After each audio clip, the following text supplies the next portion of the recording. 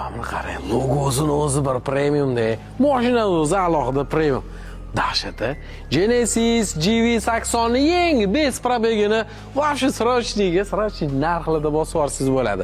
2.5 turbina motor, bitta lak bosib qo'ying. Rostdan logosini yorib yuborishgan bor-ku. Absolutno bes probeg 2025-yil 26 kilometr yurgan bes probeg deyiladi-yu. Mana skorslari ko'rasiz, burchaklari taku xrustalniy deb buni rost akasim. Bu restyling shu 25 dan restyling bo'lgan, mana splashnoy tabloli bo'lgan. Mana muskor sirchagan bor-ku, undan olinlarida xuddi menga o'xshagan silliq sifatida takoy bortib chiqadiganlik qilingan. Отпечатки palitslargacha bor. Absolutno bez probeg bor-ku.